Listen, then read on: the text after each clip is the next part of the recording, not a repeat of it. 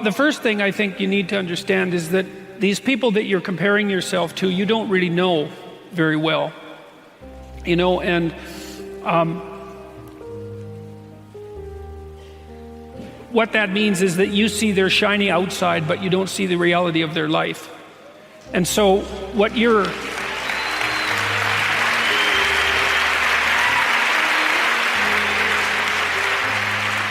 maybe you're in California, see someone speeding down the road in a convertible Porsche, and you think, oh man, what a lucky bastard. And the truth of the matter is that he's thinking about wrapping his expensive sports car around the next cement pillar that he comes close to. You can't tell, and people have hard lives, and even people who are comparatively fortunate have hard lives. And so the ideal that you're observing that makes you jealous and resentful is in large part an illusion that's created by your own mind. And I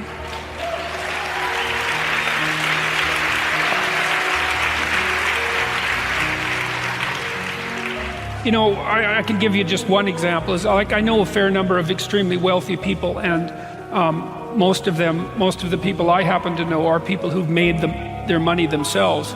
And I tell you, man, they have a burden of responsibility that would crush me, would crush the typical person. They're just working flat out, like 90 hours a week, and they have thousands of people depending on them. And they have their money, and they have their status, and that's not nothing. But don't be thinking that there isn't a price to be paid for that. They don't see their families, they're often divorced, they don't see their children grow up, and they don't have time off. Now, there are wealthy, what would you call, playboy types, I suppose, who live out the dreams of wealth of a foolish 14-year-old, but they're not that common, and you have to be careful of what you're jealous of, because you don't really know what it is. And then the other thing that's kind of useful is to understand that you're different from everyone else. And this is especially true as you get older. When you're 17 or 16 or something like that, comparing yourself to other people makes a certain amount of sense, because 16 and 17-year-olds, they're kind of the same, which is why when you go off to university, you can make friends so quickly. It's like, I'm just about 60. It takes me like 15 years to make a friend now, as opposed to the 2 months that it took when I was 17. You're quite different from other people, and you shouldn't be comparing yourself to them, because they're not like you. They don't have your family. They don't have your temperament. They don't have your troubles. They don't have your abilities. The only person that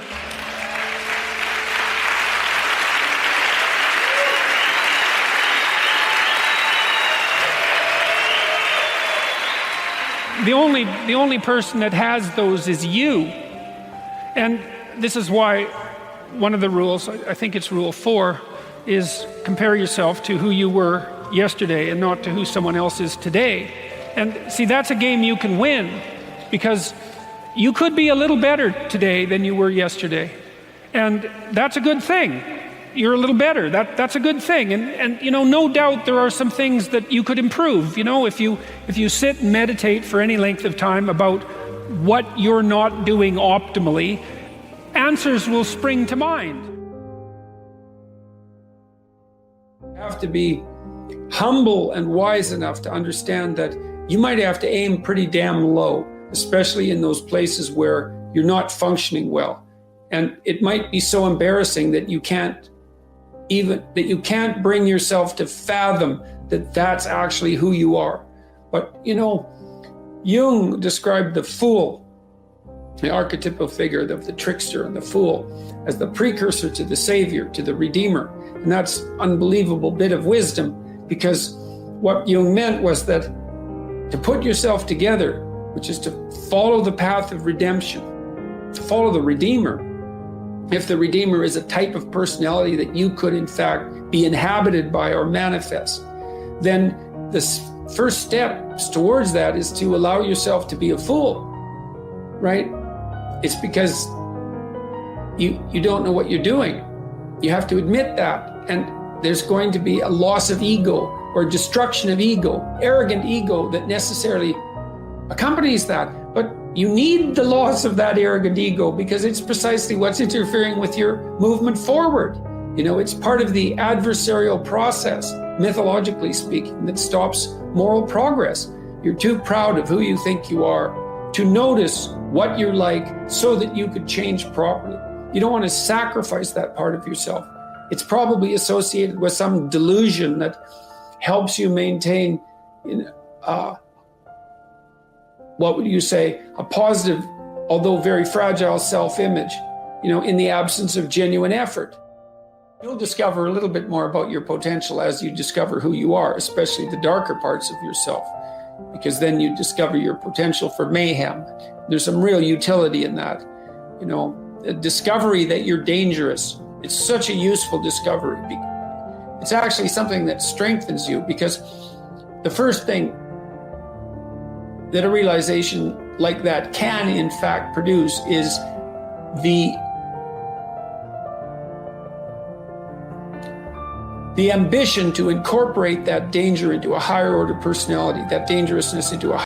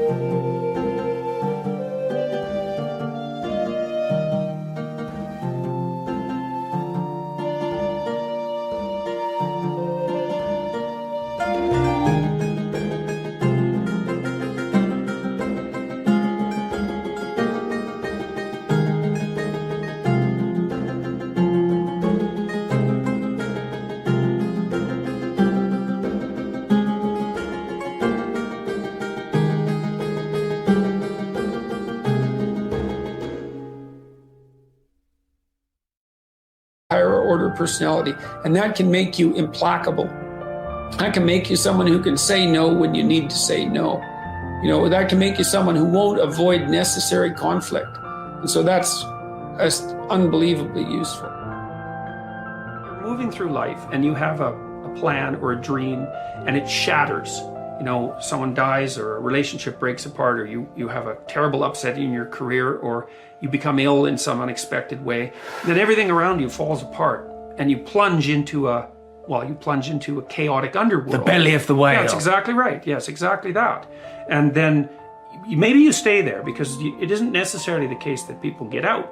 People die. People are in despair permanently. But frequently, something tragic and terrible befalls you, and you fall apart, and you learn something profound as a consequence, and you put yourself back together, and when you come back out, you're more than you were when you went in. And that's happening at a small scale. Every time you learn something, if you ever really learn something, it's usually painful. It usually means that you have to recognize that you're wrong in some important way. You have to let that part of you that's wrong die, and then you have to let a new part of you. Okay, so the self, imagine that you undergo a series of transformations in your life. There are collapses into the chaotic underworld, and then many resurrections. That happens continually, and that's what molds your character. Silicon Valley tends to be liberal. Everyone knows that, and the reason for that is that there's a tremendous number of entrepreneurs there, and entrepreneurs tend to be high in openness and lower in conscientiousness. So they're creative, but they're also willing to break rules, which you kind of have to do often. Hopefully not to a criminal.